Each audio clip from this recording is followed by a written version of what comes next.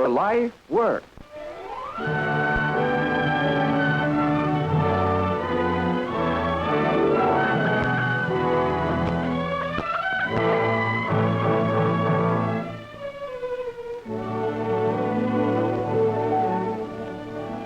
This is a microscopic view of germs magnified several million times. When germs attack the human body, they often cause serious and dangerous diseases, such as diphtheria, a vicious disease of children. Germs in unknown trillions upon trillions infest the earth. To combat these germs and to protect public health, modern medical practice enlists the aid of vaccines, serums, medicines, and drugs. The science of preparing and dispensing these medicines and drugs is called pharmacy, one of the oldest professions known to man. And the key figure in this profession is the highly trained, registered pharmacist. He may be the man working diligently in the research laboratory, seeking to develop new and better forms of medication.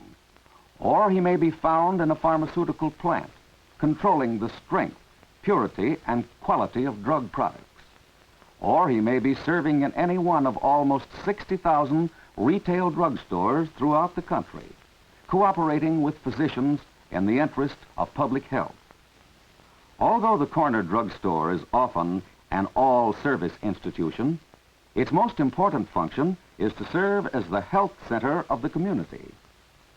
A doctor's prescription may seem mysterious to the average layman, but it's all very simple to the pharmacist. It may contain chemical names or abbreviated medical terms, but the pharmacist understands it perfectly. It is his responsibility to make sure that each prescription is filled exactly as the doctor has ordered. Accuracy and skill are synonymous with pharmaceutical technique. An error in the compounding of a prescription could be injurious or even fatal to the patient. So the pharmacist must take every precaution in his work. He checks and double-checks both the instructions and the required ingredients. After the medicine is compounded, he transcribes the necessary instructions on the label. Each prescription has its own serial registry number, which goes on permanent file to be kept on record as required by law. Annually, about 300 million prescriptions are filled by pharmacists. To be a pharmacist, one must be a graduate of an accredited college of pharmacy and pass the state examination for a license. The pharmacist, in common with all professional men, has a responsibility for ethical and conscientious service to his community. For at one time or another, human life will depend on his ability, accuracy, and integrity. On the pharmacy shelves are many drugs that must be used only under professional direction. Many of these are restricted items and must not fall into unscrupulous hands. Before he can fill any prescription containing poisons or narcotics, the druggist must obtain the purchaser's signature and address and the reason for the purchase in a special ledger. In very large drugstores, the pharmacist devotes his time exclusively to filling prescriptions. In smaller stores, he may also be in charge of hospital and sick room supplies as well. In these stores, the prescription business is generally light. So the pharmacist, who is usually the owner, sells many other products to maintain a sufficient volume of business. Success in pharmacy, as in any other profession, is achieved by diligence, persistence, and strict regard for professional ethics. In recent years, specialized prescription stores have become more numerous. Here, pharmacists sell only pharmaceutical products and supplies. As specialists, they keep up with all current developments in the drug field and can supply physicians with expert information on this subject. Specialization is also required in the field of hospital pharmacy, which offers opportunities for both men and women. Here, pharmacists must compound drugs, fill prescriptions, prepare antiseptic solutions, serums, and vaccines, and make bacteriological and clinical tests. Those in supervisory positions are responsible for the purchase of medical supplies and for the general administration of their departments. Veterans Bureau hospitals also require many pharmacists for staff duty. In fact, the government is one of the largest employers of pharmacists. Many positions are open to trained men and women in the Food and Drug Administration, to inspect commercial products for purity and quality, in the Public Health Service to prepare and dispense medicines in cooperation with physicians, and in the Internal Revenue Bureau and other federal agencies. All of these government jobs are under civil service, with definite steps for advancement and usually offer permanent employment. A degree from a college of pharmacy is essential for this type of work.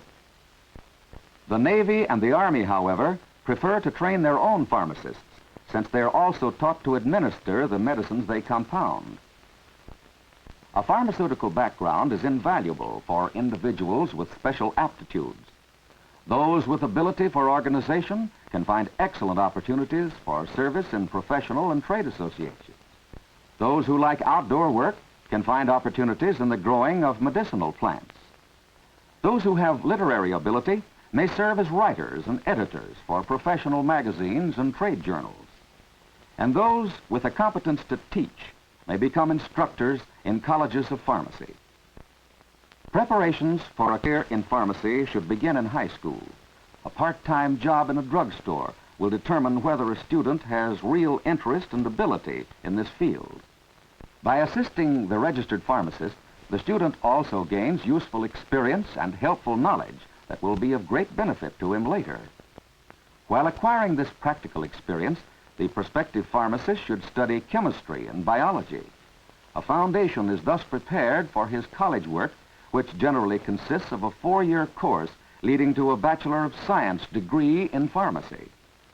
If he needs financial assistance, scholarships may be available to meet part of the college expenses. After graduation, he must pass a state board examination before receiving a license to practice. Most states now grant reciprocity to out-of-state applicants. Although only a small percentage of pharmacists are women, the proportion is steadily increasing. Women make good pharmacists, and opportunities are open to them in every phase of the profession. Many are employed as technicians and supervisors by drug manufacturers. In this field, registered pharmacists are in constant demand, not only in the manufacture of pharmaceutical products, but also as salesmen and detail men to visit physicians and druggists and to give technical advice on the latest developments in medicines and drugs. These developments are carried out by research pharmacists in the laboratories. To them goes much of the credit for the advancement in the treatment of disease. They strive constantly to find new medicinal weapons to combat man's greatest enemies, the germs of disease. Daily, headlines tell us of their results, of lives saved by new drugs, vaccines, and serums. In this dramatic fight to preserve and protect the nation's health, the corner druggist plays a role that is just as important as that of the scientist in the research laboratory, the clinic, and the experimental station. For in the end, each new discovery finds its way to the local retail pharmacy. The corner druggist acts as a distributor of medical products in every part of the nation. For those who can qualify, who combine manual dexterity and accuracy with professional integrity, this field offers excellent opportunities for useful service to humanity for both men and women. The work is confining and requires continual skill and diligence, but the rewards are satisfying, for this is work that contributes directly to human welfare. Study your interests and aptitudes and compare them with the requirements of this profession. Pharmacy may become your life work.